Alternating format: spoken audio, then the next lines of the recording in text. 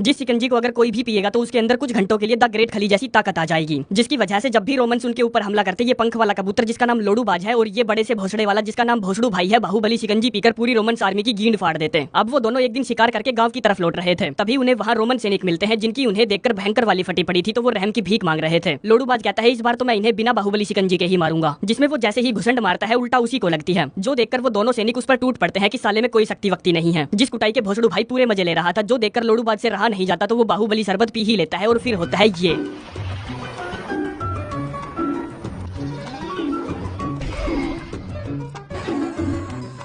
आगे दोनों अपने गांव पहुंचते हैं जहां के लोग बहुत ही खुश मिजाज थे। तभी हम गांव की सबसे मस्त लड़की को देखते हैं जिस पर अपना भोसड़ू भाई दिल छिड़कता है, पर वो उसे अपना झाट का बाल तक नहीं दिखाती। तभी गांव में एक बग्गी आती है जिस पर बहुत सारे तीर गड़े हुए थे। जिस बग्गी से उतरता है मुठमदार, जो भोसड़ू भाई और लोडूबाज से कहता है मैं चाइना से आ रहा हूँ और मुझे तुम्हारी मदद चाहिए। जिसमें वो फटाफट अपनी बग्गी का पिछला दरवाजा खोलता है, बताता है वो वाली है चाइना की चुंधी राजकुमारी और ये है उसकी अंगरक्षक। टिक टिक करती है झिक झिक, अच्छो का भेजा फ्राई कर डाला, रास्ते में ना जाने कितनों को ठोक डाला, चाइनीज की चटनी बनाई, अफ्रीकन पर आफत लाई और रोमन्स को रुला डाला। जिसमें राजकुमारी की आंखों में देखते ही लोडूबाज के पंख फड़फड़ाने लगते हैं जैसे कि वो राजकुमारी की फुद्दी करना चाहता हो, जो देखकर मुठमदार कहता है मैं जानता हूँ तेरे पंख क्यों फड़फड़ा रहे हैं, जो तू सोच रहा है वो सोचना बंद कर दे। राजकुमारी का और मेरा चक्कर चल रहा है और घन चक्कर तू बीच में मत आ। इतने में वहाँ आता है गांव का घोचू सरदार जिसको राजकुमारी चुंधी अपनी कहानी बताती है, जिसमें वो अपनी माँ महारानी के साथ रहती है। जब से महाराज की मृत्यु हुई है, महारानी को अपने 6 राज्यों पर नियंत्रण रखने के लिए राज्यपालों का सहारा लेना पड़ा। हालांकि महारानी को सारी जनता प्यार करती है, पर उनके राज्यपालों में उसके सिंहासन को पाने का लालच है। जो सारी मुसीबतें शुरू हुई राजकुमारी चुंधी के जन्मदिन पर, जहाँ महारानी के सामने हम उसके एक राज्यपाल हिगू हगेला और उसके सलाहकार को देखते हैं। हिगू हगेला महारानी से पूछता है क्या आपने राजकुमारी से मेरी शादी के प्रस्ताव पर गौर किया। महारानी कहती है मैंने राजकुमारी से तुम्हारे बारे में बात की, जिस पर हम दोनों तुम्हारी गंदी शकल सोच सोचकर बहुत जोर जोर से हंसे। जो सुनकर हिगू हगेला मन ही मन महारानी के खिलाफ बेर पाल लेता है। आगे एक दिन राजकुमारी और महारानी जब शॉपिंग करने के लिए मुठमदार और उसके मामा की दुकान पर गई थी, तब वहाँ मौका पाते ही हिगू हगेला ने महारानी के ऊपर हमला कर दिया, जहाँ से राजकुमारी की जान बचाने के लिए मामा अपने भांजे मुठमदार को राजकुमारी के साथ पिछले रास्ते से भगा देता है। वहीं हिगू हगेला मामा और महारानी को बंदी बना लेता है, जिसमें वो महारानी का सर कलम करने का आदेश देता है। जिस पर उसका सलाहकार कहता है आप महारानी को नहीं मार सकते, अगर आपने ऐसा किया तो बाकी के राज्यपालक आप पर हमला कर देंगे, क्योंकि उन्हें लगता है कि आप महाराज बनने के लायक नहीं हो, ऊपर से आप बहुत ज्यादा बदसूरत हो और तो और आपका छोटा भी है। अगर आपको पूरे चाइना का सम्राट बनना है तो आपको रोमन साम्राज्य के किंग राजेंद्र लाठी से मदद मांगनी होगी, क्योंकि आपके पास सैनिकों की भारी कमी है। जो कहानी सुनकर लोडूबाज और भोसड़ू भाई इमोशनल हो जाते हैं और राजकुमारी की मदद करने का फैसला करते हैं। वहीं महल में किंग राजेंद्र लाठी से मदद मांगने हिगू हगेला का सलाहकार पहुंचता है। कहता है सरकार हमें आपका सैनिक बल चाहिए, जिसके बदले में हम आपको चाइना की काफी सारी जमीनें पट्टे पर लिखवा कर देंगे। अब राजेंद्र लाठी के पास चाइना में जमीन नहीं थी, इसलिए वो हिगू हगेला की मदद करने का फैसला करता है। वहीं लोडूबाज और भोसड़ू भाई भी राजकुमारी की मदद करने के लिए निकलने की तैयारी करते हैं, जिसमें दादा नूरानी हकीम लोडूबाज को अपनी बाहुबली शिकंजी देता है। कहता है ले इसे अपने साथ ले जा, क्या पता ये तेरे वहाँ काम आ जाए। अब आपको लग रहा होगा कि इस बग्घी को खींचने के लिए किसी गधे की जरूरत पड़ेगी, पर नहीं, उसके लिए भोसड़ू भाई काफी है।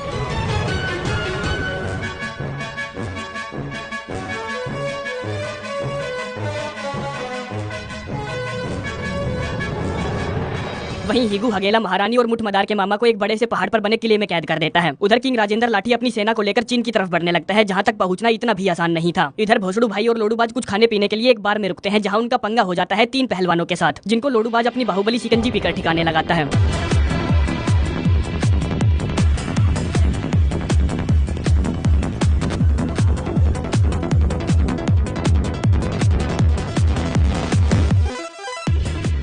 अब बचा था एक, जिसको भोसड़ू भाई एक ही चुटकी में हवा में उड़ा देता है, वो भी बिना शिकंजी पिए, क्योंकि जब वो छोटा था तब वो गांव वालों के लिए बनाई जा रही शिकंजी में गिर गया था, जिस वजह से उसके अंदर वो शिकंजी वाली पावर हमेशा के लिए आ गई थी। जिसके बाद वो एक जहाज के जरिए पूरी तेजी से चाइना की तरफ बढ़ने लगते हैं। उधर किंग राजेंद्र लाठी हिंदुस्तान की ऊंची पहाड़ियों को और मंगोलियों के खाली मैदानों को पार करके चाइना तक पहुंच ही जाते हैं, जहाँ हिगू हगेला पूरे चाइना पर कब्जा करने के लिए अपनी रणनीति बना रहा था। राजेंद्र लाठी कहता है अबे साले ये क्या बकवास रचने में लगा है तू, हमें किसी चक्रव्यूह की जरूरत नहीं है, हम सीधा हमला करेंगे। जो सब वो सिर्फ अपने इस सेनापति एंटीवायरस के बलबूते पर बोल रहा था।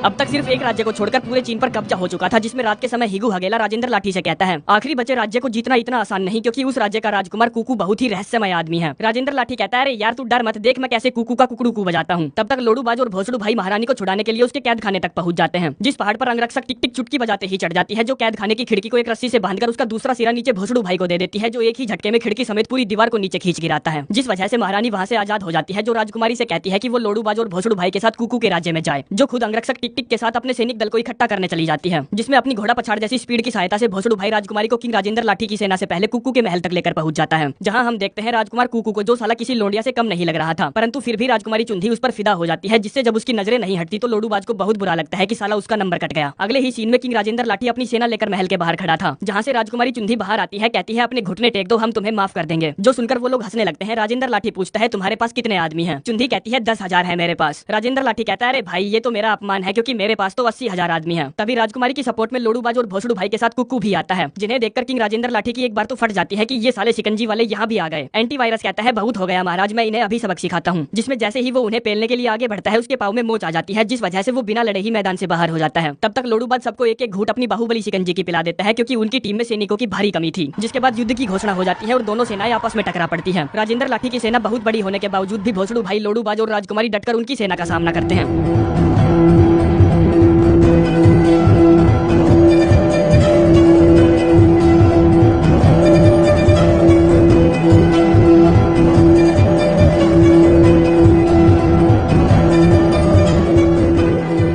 जब तीरों की बारिश होती है तो एक तीर लोडूबाज की शिकंजी वाली लुटिया में आकर लगता है, जिससे उसमें छेद हो जाता है, तो सारी शिकंजी वेस्ट हो जाती है। और अब तक उसकी पावर भी खत्म हो चुकी थी, जो सिर्फ उसकी ही नहीं सभी की पावर खत्म हो चुकी थी, सिर्फ और सिर्फ भोसड़ू भाई को छोड़कर, जो अकेला क्या ही कर लेता, क्योंकि राजेंद्र लाठी के सिपाहियों ने अपने भालों की नोक पर उन्हें चारों तरफ से जो घेर लिया था। अब अपनी इस जीत पर किंग राजेंद्र लाठी खुशी मना ही रहा था कि तभी मारती है अपनी सेना के साथ महारानी एंट्री।